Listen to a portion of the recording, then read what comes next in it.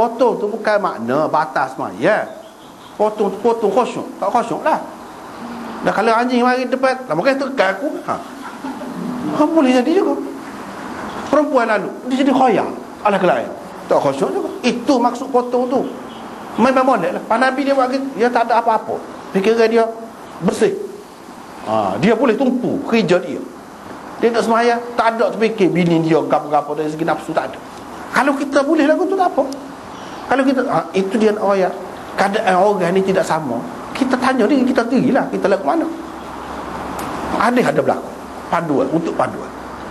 Itu maksudnya bukan orang perempuan tu rendah, perempuan tu kotor, perempuan tu tidak layak, perempuan tu kurang sampai lalu depan orang jadi batas semua. Tidak maksud tu. Maksud lain di situ. Buktinya ni, kalau perempuan semata-mata tak boleh, macam mana ni? Kalau lalu tu sebentar je, ni tidur ni lama ni, duduk terletak. Dah kalau ni boleh, lagilah kalau lalu tu lagilah boleh. Cuma dah kata boleh tak, jadi lalu lah. Tidak, tak usah lalu lah. Orang perempuan tu pun orang duduk semayang dah muka kata boleh lalu. Tak usah lah. Ambil kira hadis kata potong semayang tadi. Potong semayang tu maksudnya hilang kosong.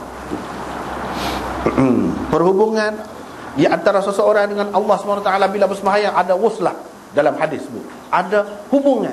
Hubungan tu kata putus-putus tu, hubungan tu dia mari mana? Mari pada khusyuk. Bila tak ada khusyuk putus. Dia sebut bukan 3 tu saja, benda-benda lain pun. Duk main mercung dekat orang semayang. Keju. Tu pun tak boleh juga. Tak boleh juga, potong juga semayang. Dan banyak lagi lah hak lain-lain. Itu maksudnya di sini. Tak apalah, oleh kerana di sini ada apa ni? Nota di sini. Nota di sini. Kita ambil nota 300, 299 itu baca sendirilah. 300. Hadis kedua ini berdasarkan nuskhah asili.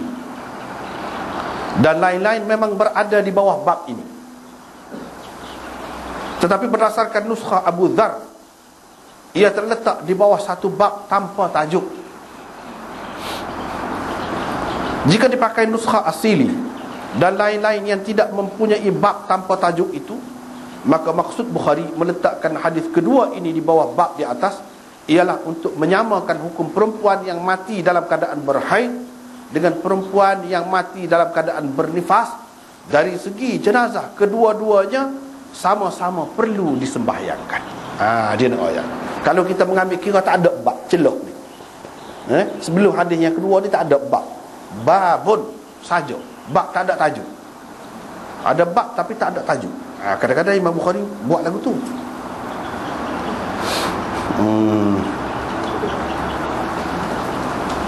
Oleh kerana Imam Bukhari tidak mendapati hadis yang menepati syaratnya berkenaan dengan sembahyang jenazah ke atas perempuan yang mati dalam keadaan berhaid, beliau menggunakan hadis Maimunah sahaja untuk menyatakan maksud beliau itu.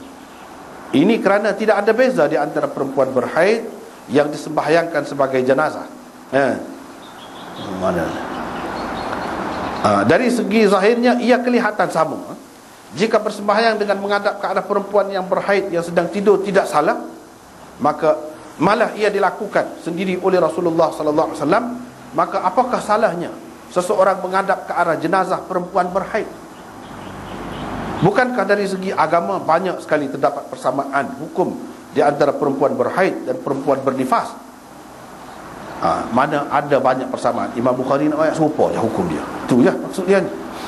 Jika nuskhah Abu Dzar pula yang dipakai, maka mengikut Hafiz Ibnu Hajar, seperti biasa, bab tanpa tajuk di dalam Sahih Bukhari sama dengan fasal bagi sesuatu bab di dalam kitab-kitab yang lain. Ini bab tak ada tajuk ni serupa dengan fasal.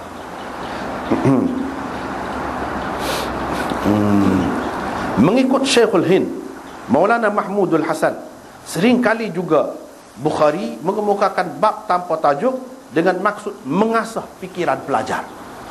Kot tu dia kata Imam Bukhari tidak buat saja, tak ada maksud dia. Dia buat bab tanpa tajuk. Dia nak asah fikiran pelajar. Itu orang panggil tashhidan lil adhan. bagi beliau, Bukhari mahu mencungkil bakat pelajar-pelajar hadis dengan cara mendorong mereka supaya membuat sendiri tajuk yang ditinggalkan kosong oleh beliau. Kalau tajuk kosong, kalau mu duk dengar aku saja, aku buat gini-gini tajuk bukan main, payah. Kalau kamu hadis ni gapo dia hak sesuai tajuk, buat sendiri. Dia lagu tu Sahih Bukhari. Jadi tajuk dia tak ada tajuk, apa ni, bab tak ada tajuk tu, setengah orang kata dia nak buat sebenarnya tak ada, mati. Ada juga orang kata lagu tu, tapi ulama tak terima tu sebab dia lama lepas pada tu. Lepas pada siap Bukhari ni dia duduk hidup lagi, duduk mengajar. Bukan tak ada, dia saja buat lagu tu, sengaja dia. Di sini misalnya sesuai juga jika dibuat tajuk-tajuk seperti berikut. Kalau tajuk lagu ni kalau kita buat boleh juga.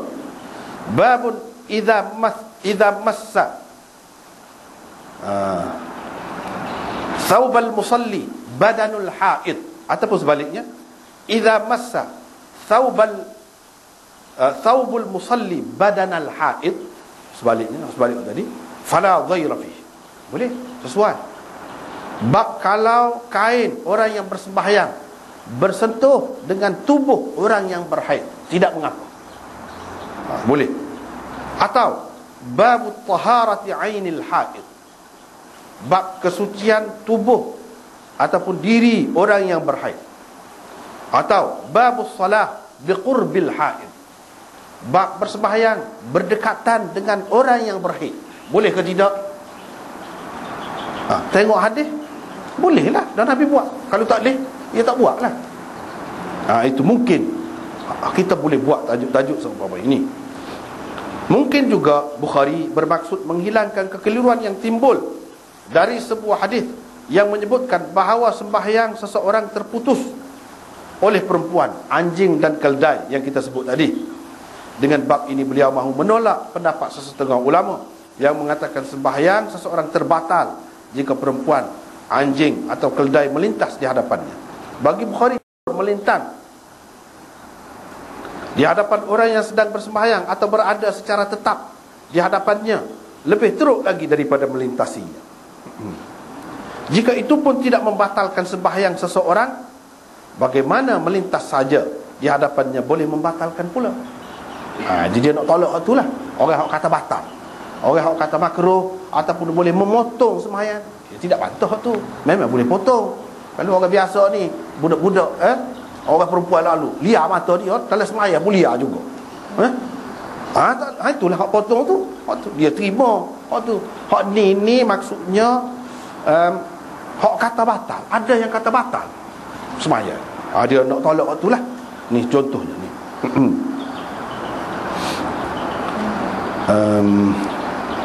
Bagaimana pula dengan jenazah perempuan bernifas atau perempuan berhaid yang terbaring di hadapan orang-orang yang menyembahyangkannya? Adakah sembahyang mereka juga terputus atau terbatal? Cuba fikir. Kalau semata-mata perempuan yang ada depan itu membatalkan atau memutuskan sembahyang seseorang itu, faham mana-mana untuk sembahyang banyak tu batal berlaku apa? Jadi lagu mana sembahyang banyak dia? Itu dari segi logik dia tu yang dia guna.